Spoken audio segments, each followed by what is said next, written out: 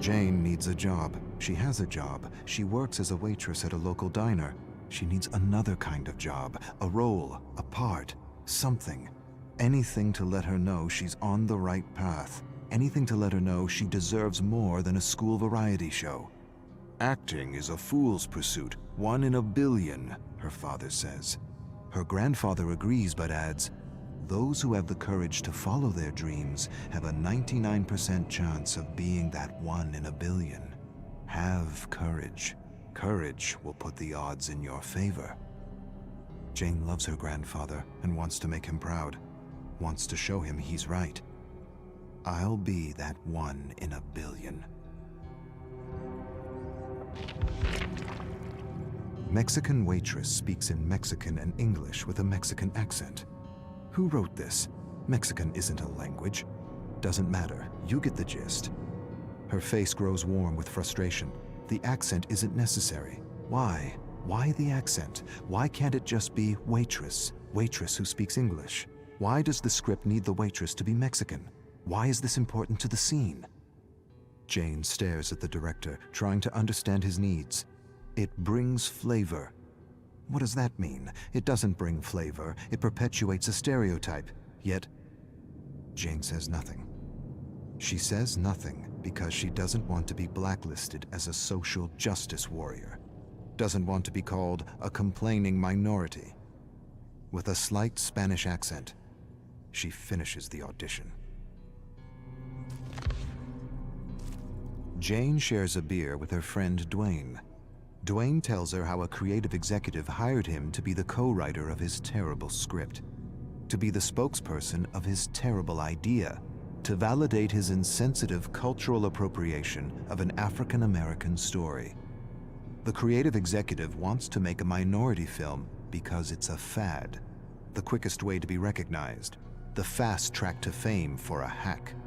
Many writers told the hack his script was wrong on so many levels, badly written, disrespectful, boring, insensitive.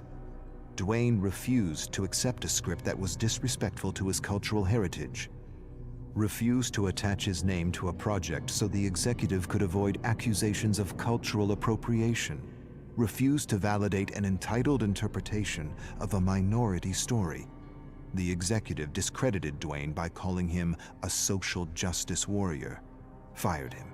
Jane sighs sadly for her friend. At least the script won't get produced.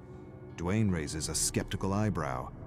The hack has a friend with money, lots of money. He'll write, direct, and produce.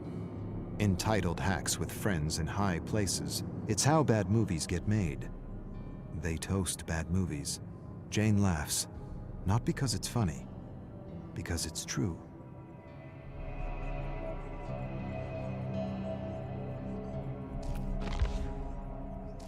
It's been months. She hasn't worked. No calls, no auditions, nothing. Jane stares at the blank television screen. As a child, she used to imagine herself on television. She doesn't see herself on television anymore.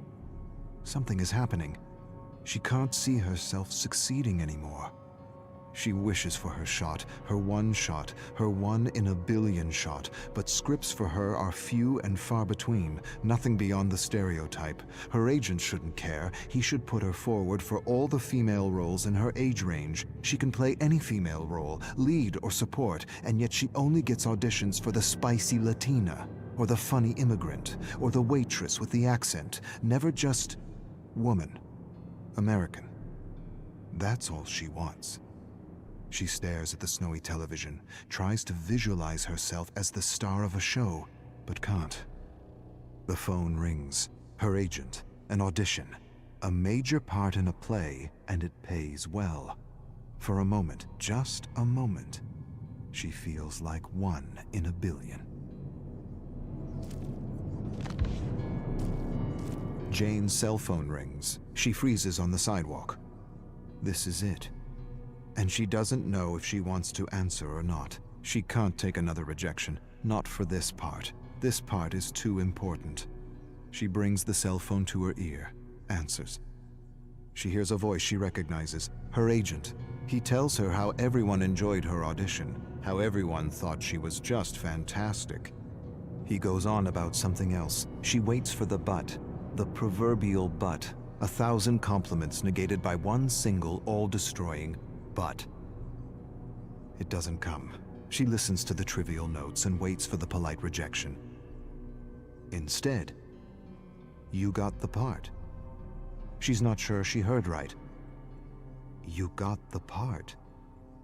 She mumbles to herself. I got the part.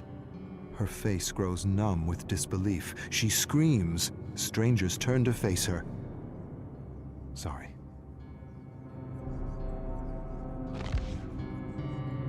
Dwayne helps Jane rehearse at a cafe.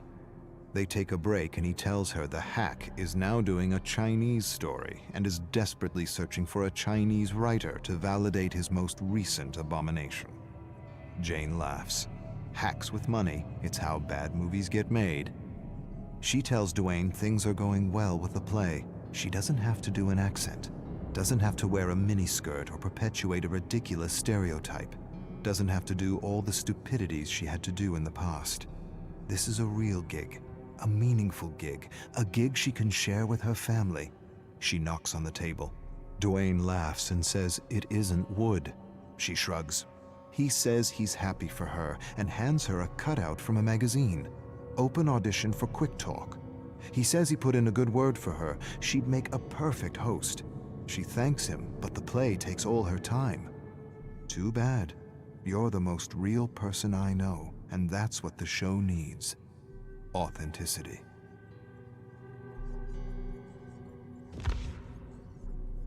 Last rehearsal before opening night, and she's nailed her role despite some last-minute changes to the script. She feels the adrenaline and a great sense of flow unlike anything she's ever experienced before. The director claps after the last line is delivered. He approaches her, tells her he's amazed, impressed, inspired, but he feels her character would work better with an accent. A what? The request undermines her, shatters her. Why? I don't understand. For giggles. It would be fun. The character doesn't need an accent. The character is fine without an accent. But it would add comic relief. Comic relief! That's what she is to this director, to the producers, to this industry. Comic relief. She stares at him, waits for him to burst out laughing, waits for him to say he's joking, waits for an apology that never comes. She sighs and feels the strength of her ancestors coursing through her veins, a strength that won't allow her to sell out, a strength that won't allow her to perpetuate a hurtful image of what it means to be an American. She shakes her head at the director. Find a comedian, asshole. She storms off stage. Those who follow their path beat the odds, even if the odds are 1,000,000,000 to 1. Bullshit.